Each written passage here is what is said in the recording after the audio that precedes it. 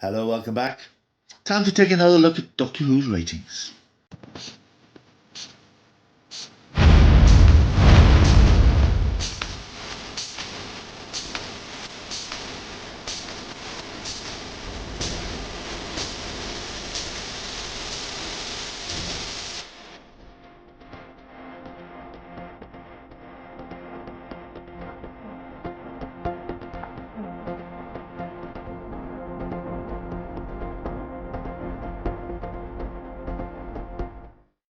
Hello, welcome back. My name is Paul Mount. This is my world of stuff. I have in my hands the viewing figures, the 7-day plus viewing figures for the first 2 episodes of the current run of Doctor Who. This is the top 50 ratings as published by Barb. And I'm going to refer to this document which I printed off yesterday in talking about the Doctor Who viewing figures. Now, having done a video last week putting the what appeared to be quite low overnight figures for Doctor Who into context and explaining that Doctor Who's viewing figures and all viewing figures are more than just overnights. It's about streaming and catch up and long tails that programmes have across the months as they find new viewers. Trying to put that into a perspective to say, hold on, it's not the end of the world that Doctor Who only had 2.5 million viewers for those first 2 episodes. It's only fair that I come back now and reinvestigate those figures once we have the final figures, the figures, people who watch the episode across the week on catch up, and try to put them into perspective and try to explain where they fit in the current TV landscape. As I mentioned in my review of Boom, it was quite amusing for the last week's video where I had lots of comments, which I deleted obviously, where saying this is copium, pure copium, which is this new modern expression which is apparently means that you're putting a spin on bad news, coping with it. It may well be what people are doing, but it's a stupid expression. I'm not having it on my channel. So once again, if you do respond to this video, please, let's keep it civil. Most people did. But anybody who's abusive with the RIP Doctor Who stuff, Doctor Who's dead, go woke, go broke, cope, those comments, I'm filtering these videos now. So those comments, if you post them, you're wasting your time because nobody's ever going to see them. I'll just delete them. So if you're thinking of posting something like that, just don't bother because it's never going to see the light of day. But if you post a reasoned, intelligent comment, then yeah, that's going to end up online. I have to take that course of action because I don't want my channel filled up with that sort of junk. Right, so let's have a look at these viewing figures then for those first 2 episodes. Space Babies and The Devil's Chord debuted, as we know, on May the 11th on BBC One prior to the Eurovision Song Contest. And I have here a document I printed out, which are the 7-day total viewing figures, including catch-up and Vosdal, as they call it, viewed on same day as live. Also, presumably including the people who watch the midnight streaming debuts of the episodes, which apparently aren't doing particularly well. Anyway, the position with the viewing figures then is that at number 10 in the top 50 chart, Barb collate the figures. I'm not going to go into the process by which they do it. It's all to do with set-top boxes attached to people's TVs, and it's all collated. And then an estimate. I mean, these figures were really only estimates of how many people watch episodes based on the number of people who watch them according to these boxes. That may well be millions more, it may well be millions less in reality. So it's all sort of ballpark figures. But certainly Space Babies, which you remember, I think started with 2.6 million viewers. On its overnight figure, it leapt up to 4,008,000. So we're talking a rise of just over 1,400. 1,400,000, sorry. Maths was not my strong point. So, yeah, it's a decent catch-up figure. Doctor Who, back in the day, used to have bigger catch-up figures. There were times we didn't have 2 million catch-up figures. And in fact, I think the show, when catch-up became a thing, was quite well regarded as one of the higher catch-up rates of shows across the week. It would generally double its audience. Now it's added, I don't know, 1.4 to the 2.6 it already had. So another third or so to its figure. And then we have at number 12 in the charts, we have The Devil's Chord. Now, as you know, that dropped about 200,000, I think, on the overnight figure for Space Babies. Now that's at 3,909,000. So it sort of caught up through catch up. So it's now something like 100,000 behind Space Babies. So it's narrowed the gap in between the 2 episodes. So they roughly had the same sort of figure. So Doctor Who came in at number 10 and number 12 in the week. The first point I want to make about those figures and the commentary that I've read about them, a lot of people say, well, these figures are what Sylvester McCoy was getting in 1989 and Doctor Who was cancelled then. Totally different TV landscape when Sylvester McCoy was getting, if he was lucky, 4 million, 4.5 million viewers. The show wasn't figuring in the top 100 chart because back in 1989, this was pre the internet, really. It was pre catch up, it was pre multi-channel. The terrestrial TV audience was much bigger. So the shows at the top of the charts were getting, 15 million viewers. Doctor was getting 4 million, I didn't get it in the top 100. Now it's getting 4 million and it's number 10 in the charts. I'm not necessarily defending these figures, I'll come to that in a moment, but I'm just saying the perspective is terrestrial TV viewing, as we all know, surely we know and have to accept, has changed and it's dying. People aren't watching live TV anymore. They're catching up at their leisure. That may mean weeks after something's been broadcast because there is no need to watch a programme within a week now because it's there forever. Doctor Who episodes are online forever. Drama series are online forever, or as long as the BBC or whoever keeps them there. There's no massive imperative to watch a show instantly. So this is why we have lower viewing figures generally across the board. And to show how Doctor Who is doing and put it in the perspective of other things in the chart, looking at this top 50 rating, the number one show of the week in that particular week was the Eurovision Song Contest, which followed straight after Doctor Who. That had an overnight figure, I think, of about 7.5 million. Its catch-up rate obviously was quite low because how many people are going to want to watch the Eurovision Song Contest during the week after you've known the results? So its final figure was 7,897,000, which is fine. I think that's a pretty good figure. But when you look at last year's figure, it had 10,232,000. So that dropped just over 2.5 million viewers less for the Eurovision Song Contest than it had this time last year. I think that's a bit of an outlier in terms of talking about viewing figures because that's a one-off TV event. You can't compare like for like in terms of last week because it wasn't on last week. You only can compare the previous year. But that dropped 2.5 million regardless. So I think it's a symptom of people watching less TV, and even event TV isn't as big an event as it was before. Second in the charts, this is an interesting one. This is Red Eye. This is an ITV Saturday night drama. It's sort of a plane hijacky sort of thing. It's slightly potboilerish, but it's actually quite entertaining. I've seen the whole series, and it stars Richard Armitage, and it's quite good fun. Leslie Sharp also is one of my favourite actresses. It's a quite a fun little thriller, but it's holding on to a very good audience. Its episode, which I think would be episode 4, was 6,395,000. Now, what's interesting about this is that the whole series dropped on ITVX when it started, so people are able to watch the whole series whenever they like. I don't know how this figure is calculated, whether it's the on the night catch up and people who watched it or watch it on ITVX. Well, it's harder to sort of estimate when you've got a box set already available. But that's a series that's doing extremely well. By modern standards, 6.395 is a decent figure, particularly for a drama. Number 3, we find the old warhorse Britain's Got Talent, which was shifted to Sunday for this particular week due to Eurovision. And that pulled in 5.498. This is a prime example of how TV viewing habits have changed, because Britain's Got Talent was a show that regularly pulled in 15, 16 million views. I'm sure, I haven't looked back, but I'm sure there were times it touched 20 million. Now it's 5 million, 5.5 million. That's lost a lot of its audience. I think those sorts of talent shows have lost a lot of their appeal anyway, because they've been on for so long and they're all very much of a muchness. They're all very much the same. Sorry, there's a bit of something there. They're all much of a muchness. They're much the same. And I think people are just tired of that genre. But it's pulling in 5.498. Looking back to last year's figure, again, just as a contrast, just to sort of show the change, when it was shown on Sunday after Eurovision last year, it had 5,698,000. So that's lost 200,000 across the last year, which is small beer, really. But again, it shows that sort of decline that we're seeing in terrestrial viewing. At number 4, we have Race Across the World. This is a BBC reality travel type thing. I've never seen that here. It's quite compelling, but that gets just over 5 million. Coronation Street, the top soap, its highest rated episode was on Friday at 8 o'clock. Coronation Street's on about 25 times a week now, so it's hard to get a feel for it. But the Friday episode was 8 o'clock. That pulled in 4.262 million viewers. This is what was once Britain's unassailable top TV show.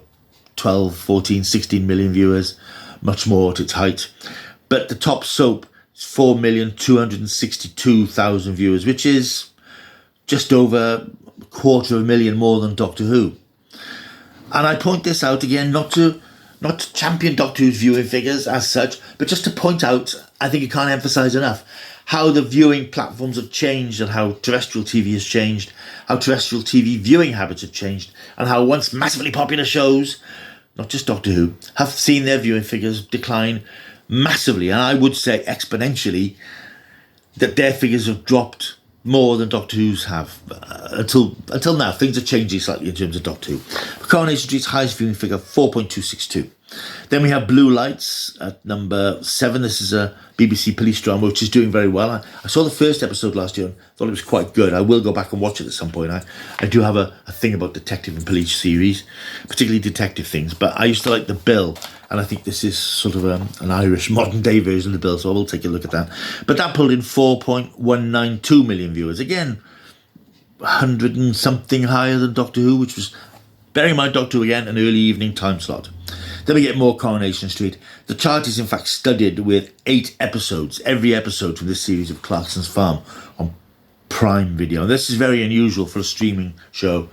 Actually, it's less unusual than it used to be. Streaming shows don't always figure in the ratings charts because presumably the way their ratings are collated and the availability of those figures, but certain breakthrough shows like Baby Reindeer appeared quite recently, and I think a couple of episodes of Fallout. Clarkson's Farm is massively popular. It's actually a very good, entertaining show. Not I'm a big fan of Jeremy Clarkson, but I think this is an interesting show. And last week, I think the series has been split into 2 batches of 4. One came out one week, one the next. And it's such a popular show that the first series appeared last week in the charts. This week, both series appear in the charts, and I suspect that'll happen for the next couple of weeks as people keep going back to it. Massively popular show. And then we get Doctor Who at number 10. Doctor Who is rating higher than Emmerdale. Highest rated Emmerdale episode is at number 11. 3.974 million viewers. That's down from 4.124 million who were watching this time last year. Highest rated episode of the BBC's EastEnders, which is actually rallying lately. It's sunk quite low to under 3 million, but its figures are now picking up slightly. That's at number 14, the highest rated EastEnders, which is Tuesdays at 7:30 with 3,799,000, which is in fact an increase from 3,401,000 last year. EastEnders has gained about 400,000 viewers, which is good for a BBC show. So that's the chart we're looking at. The rest of the stuff in the charts, there's lots of news programmes, lots of soap opera episodes, other dramas like BBC's Responder on Sunday night, Monday nights is pulling in 2.626, and that's with catch-up. So, the perspective for Doctor Who. The figures we have, 4 million, just over 4 million, just under 4 million. Let's boil it down that way. I think these are disappointing figures. I won't say otherwise. However, in the context of how all other terrestrial TV programmes are performing, it's holding its own. It's holding its own in a much more restricted and constricted terrestrial TV landscape. What Doctor Who has done over the years, and I think I said this in the last video, it always seemed to maintain a fairly level playing field. And I think it was interesting that when we had the David Tennant specials last year, they all rated around the 8 million mark at the end of the day, which is pretty much what David Tennant used to get back in 2008. Doctor Who's viewing figures have dipped and risen slightly and so on ever since. But I think it was interesting to see that those episodes took the show back to the level it had been back in 2008. What is alarming, I think, is that we see that these figures have shown that half that audience is now not watching in that 7-day period, which is what those figures were. Those were the 7-day figure period for people who watch those David Tennant, Catherine Tate episodes within that 7-day period. Now, for whatever reason, those people aren't watching it within that 7-day period. Whether it is that they will watch it again at their leisure, I have heard of people who still haven't watched the opening episodes for the series and they're Doctor Who fans. Some people are waiting for the whole series to be available because they like the box set binging model. Some people just haven't got around to it. People have busy lives. People aren't always able to watch TV in the way they used to because there are other things going on in the world. And I'm not making excuses for these figures. I'm just trying to explain why they're the way they are. However, it is alarming that pretty much half the number of people who watched The Church on Ruby Road, which had a final figure of 7.49, that 3.5 million of those didn't come back for Space Babies. What that tells us is hard to say. I mean, Space Babies has been quite vilified as a weak season opener, and I think it was possibly a misjudged one. I thought it was fun, but I think it was too frothy and juvenile, perhaps. But of course, people wouldn't have known that until they watched it, so it doesn't explain why people didn't go to it, because until they'd seen it, they wouldn't know what it was like. You can understand the knock-on effect of people perhaps saying, I'm not watching the next episode, if they didn't like the first one, which might account for a slight drop in The Devil's Court, although that was made up over the 7 days. So yeah, I personally, my own personal view is I think these figures are disappointing, because us Doctor Who fans, we're used to Doctor Who doing better. We're used to Doctor Who as a science fiction show crossing over into a larger audience, and that larger audience seems to be constricting slightly.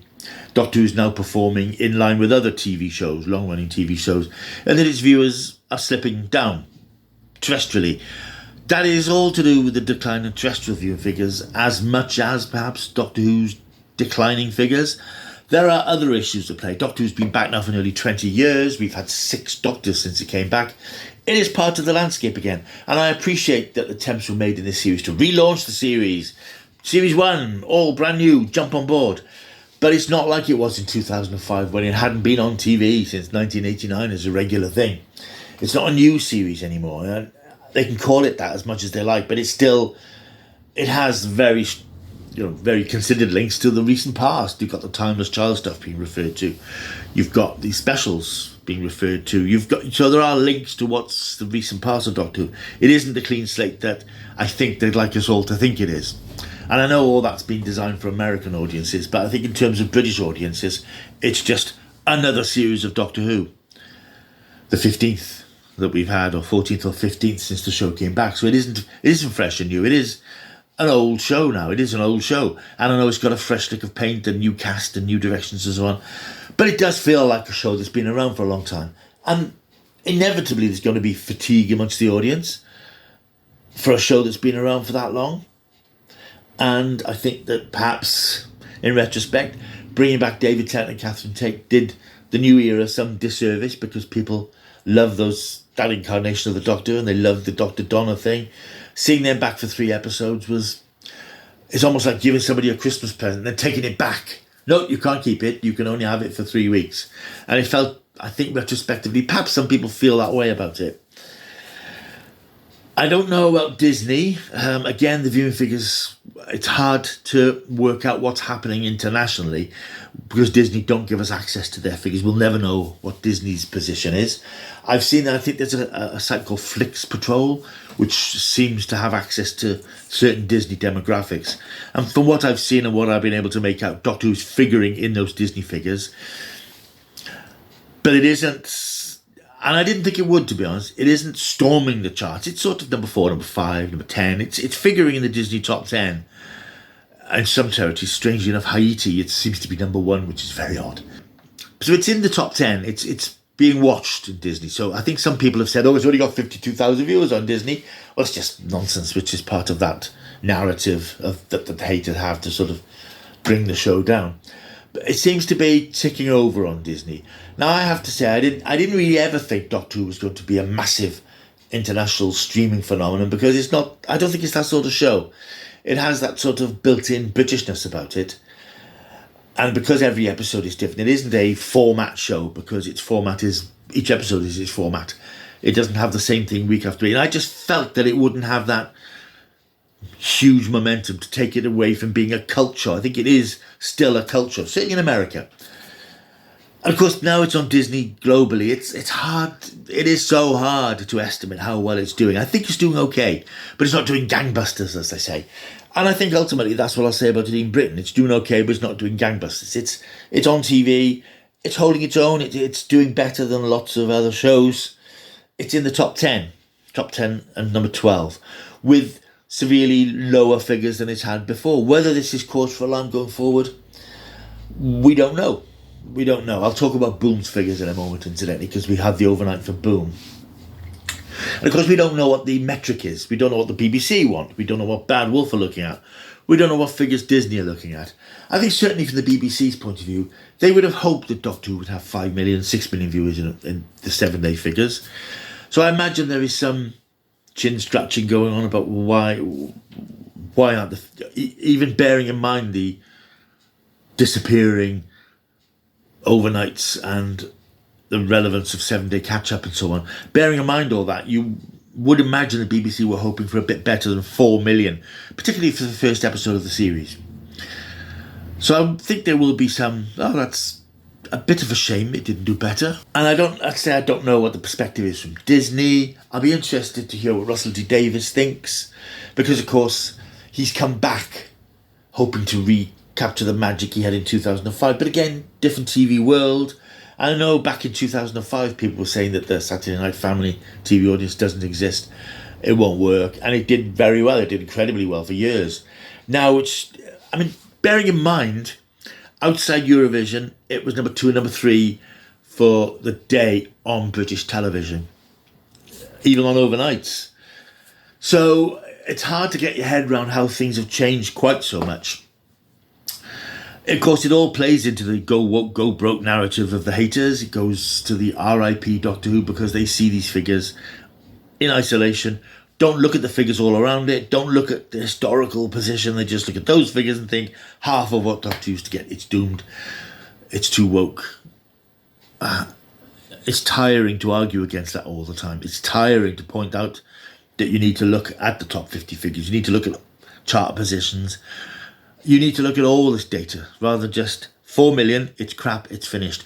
If you think Doctor Who's crap, these figures on their own support your contention that Doctor Who is failing. But really, it's not failing, it's just settling into a certain place in our TV culture. And I know this is going to come across as cope to a lot of you. I don't think the sky's falling, but I am disappointed because as a Doctor Who fan, you want to see it doing well. You want to see it doing better than everybody else. You want to see it rising above. And even though it's number 10 and number 12 in the chart, you sort of want to be able to say, Doctor Who is special. Doctor Who isn't just part of the TV landscape. And that's what it's becoming now. It's becoming a show that's available for people to watch when they want to. That's the point. Looking at Boom, let's look at last week's episode, Stephen Moffat's Boom, which, if you've seen my video, I wasn't a massive fan of. That had an even lower overnight. I think it was 2.08 million viewers. Looking at the catch-up figures we have this week, we're probably looking at a figure of about 3.5 to 3.6 next week. And looking at the chart, if you look at the positions of the charts this week, it's quite possible Doctor Who will slip out of the top 20 next week. It's possible. It will be number 2021. Looking at this week's figures, Monday night's episode of Emmerdale had 3.630 million viewers after catch up. And we're looking at maybe 19th or 20th for the week. So I think next week we must prepare ourselves for a drop in chart position. And we must also consider the possibility that as the series wears on and as summer wears on, and I think summer and the changed weather has to be a factor we need to think about possibly. We have to face the possibility that next week's Doctor Who, which sounds very good incidentally, 73 yards, could drop under 2 million, which will be a bit of a shock. Yes, certainly will. Right, this has been a bit scattershot because I came in to do this video with nothing more than these viewing figures in front of me. Just wanted to talk about them and put them in perspective. And if this is cope, it's cope. What can I do? But no, the bottom line is I am slightly disappointed that these figures aren't a bit higher. I think if it had been 5 million, you would have said, well, I think it's doing very well. It's doing, even though the figures have dropped, they haven't. And that, bearing in mind, that would still have been 3 million less than the Tennant episodes and the Christmas episode. But I think you could have said, well, in the current landscape, 5 million is not bad.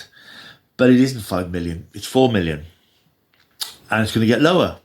It's a fact of life. So, yeah, that's all I can say, I suppose, really. There's no immediate cause for alarm because we know a second season has been filmed. What happens after that, of course, is down to Disney. Disney will look at their figures and think, well, is it worth us investing in this show, which is just trundling along in our charts, the streaming charts? Will, perhaps more importantly, will Russell T Davies and his team at Balwolf take a look at the figures and think, right, this isn't connecting in the way that the show usually does. What do we need to do to course correct? Will they decide that perhaps some of their strategies were wrong? I do think Space Babies wasn't the best season opener. I do think that leaving the show 5 months after Christmas before it came back wasn't a great idea. The excuses being that they needed more time to finish the special effects on the episodes. Well, from what I've seen so far, I find that hard to believe, to be honest. I think the show should have started in January. It's never started in January before. I think it would benefit from those winter nights. I think it would have carried on from the church on Ruby Road. Because remember, Space Babies picked up where that episode left off, but that was 5 months ago. That's a lifetime in the minds of children watching, and even adults might have to think, oh, what was this? Oh, and forgotten that episode. So I don't know. There's so many things spinning around in the head, sort of explaining what is happening with Doctor Who and where it's going and what it might do, whether it will course correct for its third series, whether there will even be a third series, because that may well depend on Disney. I think if Disney pull out after series 2, BBC might want to go with another streamer, but are you going to get Amazon or Netflix taking sloppy seconds from Disney, a show which Disney couldn't make work? I don't know. But anyway, I'm looking into the future. I probably should do that because I'm not the Doctor. All I'm saying at the moment is the viewing figures are I find them disappointing. I don't know what the BBC and Disney think. I would like to see Doctor Who getting bigger figures. I'm disappointed that it isn't. So I'm not coping. I'm just saying they are disappointing. But if you put them in context of the rest of the ratings of the UK at the moment, it's not a panic stations thing. It's room for improvement. I think Doctor Who's just found a level, and we have to accept that. Right, thank you for watching this video. It's gone a bit longer than I anticipated. As I've said at the beginning of the video, it'd be lovely to leave a comment down below, or leave a comment which I will then look at. I'm not interested in your coping, this is epic cope, Doctor Who's crap. And like I said, don't post that because it will never get published. But if you put a reasoned comment about your thoughts about what's happening, where Doctor Who sits in the current landscape, I'll be interested to read any intelligent, observed and constructive comments, positive or negative. But I'm not interested in being called coping. I'm not interested in RIP Doctor Who and all that stuff that we see everywhere else.